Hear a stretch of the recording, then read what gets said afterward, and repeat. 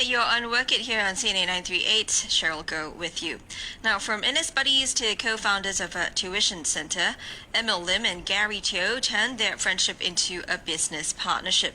So after questioning why skills like problem solving, critical thinking, and self-awareness were taught so late in a student's journey, well, the pair decided to set up First Principles Education. And their aim is to help students develop these skills earlier during their primary school years to give them a solid foundation for future success. And together they are seeking to reshape education by challenging the status quo of the so-called right way to study.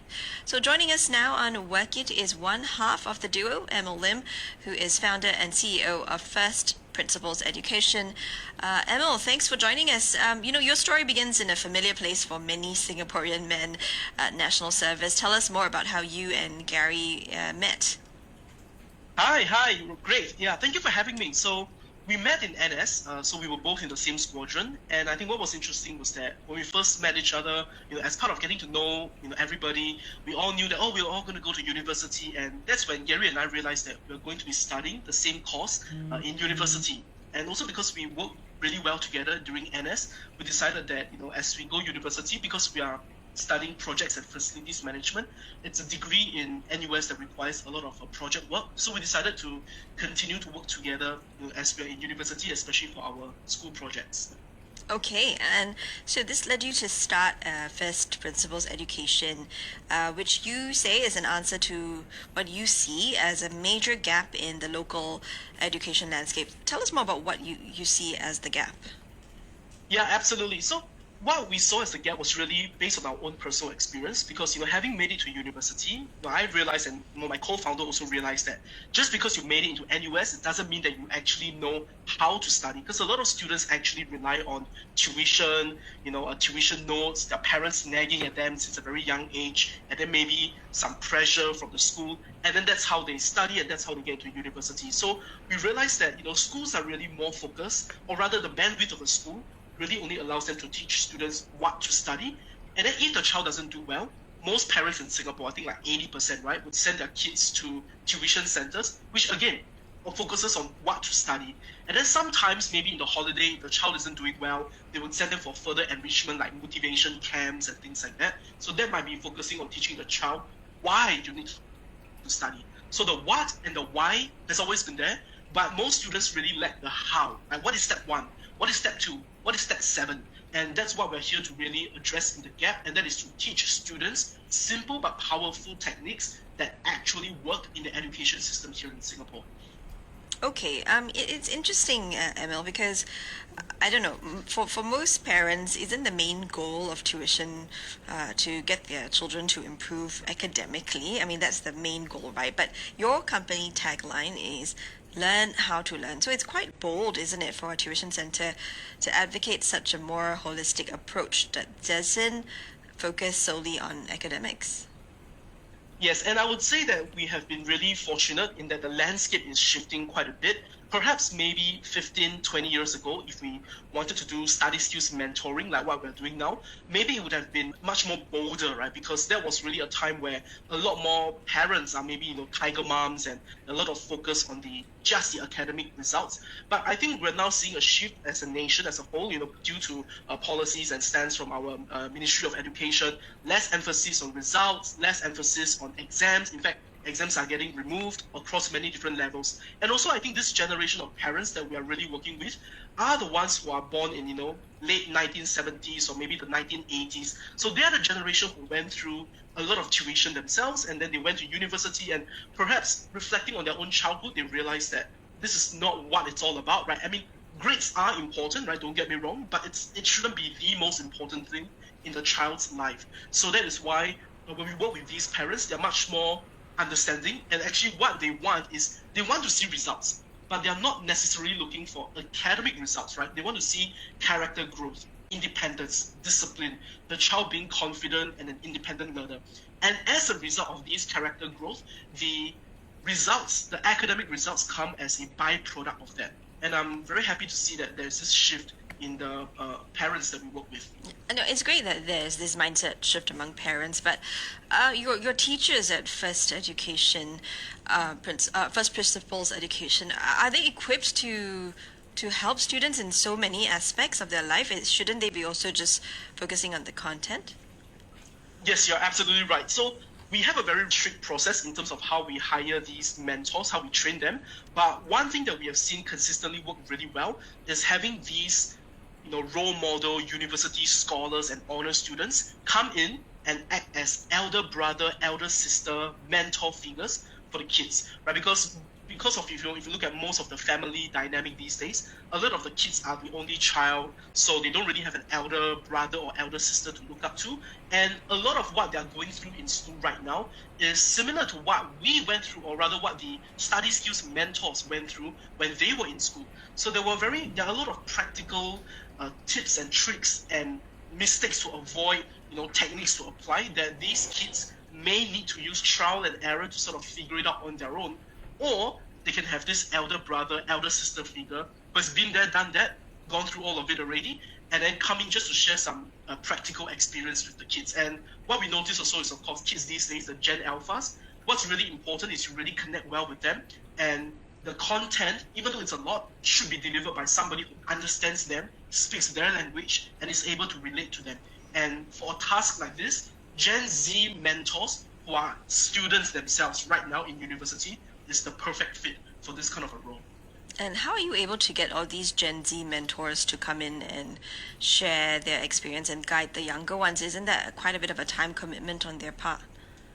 Yeah, you're absolutely right. And especially with Gen Z, first of all, as high-performing students themselves, many of them are on scholarships, they're on internships. Time commitment is a huge thing.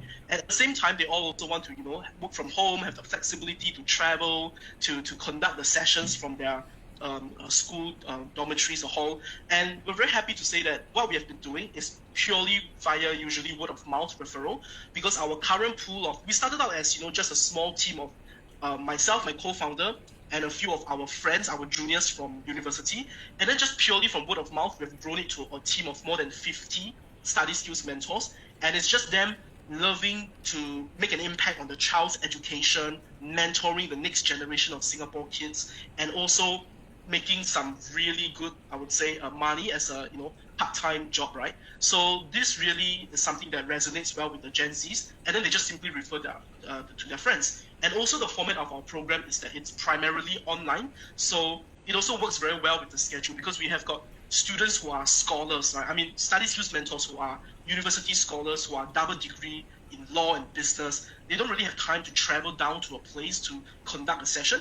But if you tell them, hey, you just need a laptop and you go back to your hall in school and then you can just conduct a 1.5 hour session with the child that you're mentoring, they love it. They love that there's this flexibility that we offer for them.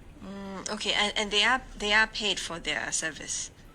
Yes, of course, they are paid for their service. And in fact, one reason why it's been really easy for us to get study skills mentors is also not just the mission, right? The mission, of course, a lot of these mentors, they themselves also join us because they agree that tuition is not the long-term solution that they want the next generation to rely on, because they themselves went through a lot of tuition. They didn't like it. They found it stressful and unnecessary. So they love the mission.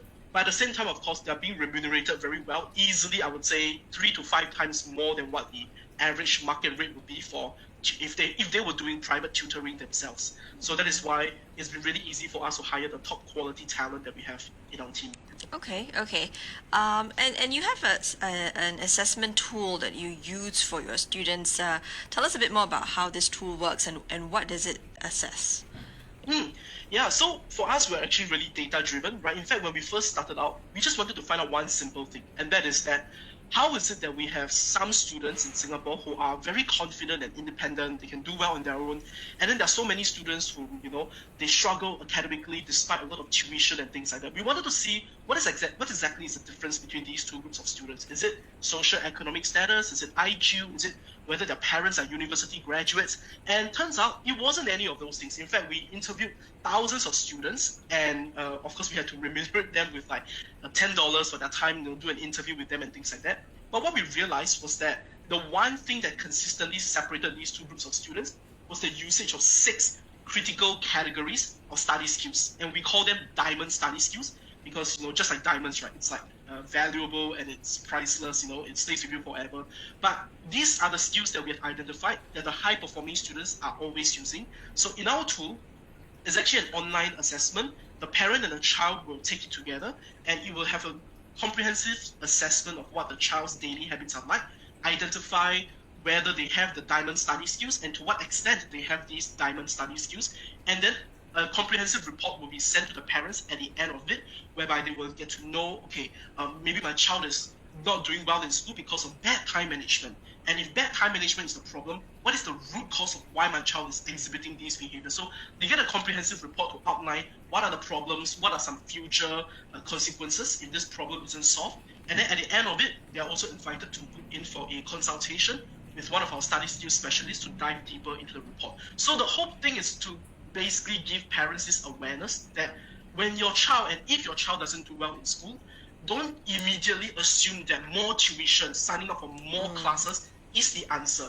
Look at the fundamental reasons, right? Like, just like if you have like a fever, you don't just keep popping Panadol every day, every morning, right? Like your go-to action should be to look at the fundamental reasons. Maybe the problem is you're not eating healthily enough. Then that should be the problem you're trying to fix, not popping more Panadol, right? And in the similar vein, if your child is consistently not performing well in school, the answer may not be to go for more tuition. It may be help your child focus better in class, help your child have better study life balance, or help your child use more advanced memory techniques. So that's what we are aiming to do here with the tool, is to spread the awareness of the problem that the child is facing. Yeah, that's great. I mean, I like that. That's a bit more of a forgiving approach, in that you see the child not just as a student, but as a whole person. So, but that being said, Emil, parents in Singapore, generally still quite results driven. What happens when they don't see the improvements that they hoped for? That's a fantastic question. Yes, you're absolutely right. Parents are results driven, but again, we're very fortunate that they are not as academically driven as before. So a lot of the results that we do see from parents these days is they want their child to be independent, to be confident, to be disciplined in their learning, right? So what we actually do with parents is we work with every individual family, because everybody's expectations will be different. That granted, there are those who come into our program, their child is failing every single subject, and what they want to see is the child to pass a subject. At the same time, we have those coming in whose kids are already in the gifted education program, and they just want their child to have much more advanced techniques so that they can do even better in a competitive learning environment. So regardless of what their expectations are, we tailor-make our program for every single family, and then we track the improvements along the way. So one thing that I've seen, and we have a 96%, conservatively 96% success rate, and that would be that 96% of the families that we work with, we help them meet whatever objectives that we've set up for them. We meet it together, 3 months into the program, 1 year into the program, we meet those objectives. And many of these objectives then create the academic improvements as a byproduct of that. So, for example, if the child is confident, paying attention in school, making notes, doing revision, right? These are things that once you have these, for sure your results will start to see improvements in school, right? It can't be that you're paying attention, you're doing your practice papers, you're doing your revision, and then your results are not improving. It just, it's unlikely to be that way. So most of our students do get their academic achievements as a byproduct of having these independence and confidence, character growth in themselves. Of course, to answer your question, right, there is a subset of students who, after doing it and attending some of these sessions, perhaps we still don't quite get it to them yet. Or then for those students, what we'll do is it's our responsibility to make sure that they have an amazing journey learning how to learn with us. So we will even go the extra mile. We have done things like even daily calling, daily accountability, even heading down to the child's house, or just simply adding additional sessions, just so we can see the kind of improvements that the parents want to see in the kids. All right. Okay. Let's talk briefly about your partnership with Gary. I mean, you guys have known each other for a long time, but and as friends first, but now as business partners, surely there are still times when you disagree, right? Yes, of course. And what happens when you do that? Yeah, so as co-founders, it's important that we disagree, right? Because there's a saying that, if the both of us are always agreeing on everything, then one of us is not needed, right? So we always have to disagree on something, but whenever we have a disagreement, we always fall back onto the first principles, right? The fundamental reason why we're doing something like that. And then if it is something that we can rationalize and talk to each other about, right, we take a very logical, data-driven approach. We always go back to the data, we go back to what parents want, we go back to what the kids want to see in our program, and then most of the time, I would say like 80% of the time, the debate resolves itself when we look at the data and what parents want. But in the event, right, that it is something that it's really so unforeseen or so uncertain, that unprecedented, we've never seen it before, then we actually outsource this thinking to our full-time employees, because they are part of the team, and we have this philosophy that we don't believe the two co-founders should be making all the decisions, especially when it's unprecedented. In fact, for the full-time employees in our team, we have those who are young moms themselves. We have those who are clients, meaning their kids are in our program, but she actually became a full-time employee in our team, so she can wear the hat of both the employee and as a client, right? Because the child is in our program. And when we seek their opinion, they will usually be able to give us whatever else, clarity that we need, because they always speak from a position of a mom or even a client, right? So they have the child's best interest at heart. All right. Emil. Well, I guess we'll have to leave it at there. We're out of time, but thanks for sharing your story and your approach to education. We've been speaking to Emil Lim, founder and CEO of First Principles Education. If you want to check out more about their approach, you can find them online, firstprinciples.com.sg. Emil, thanks for taking the time to speak to us. Thank you.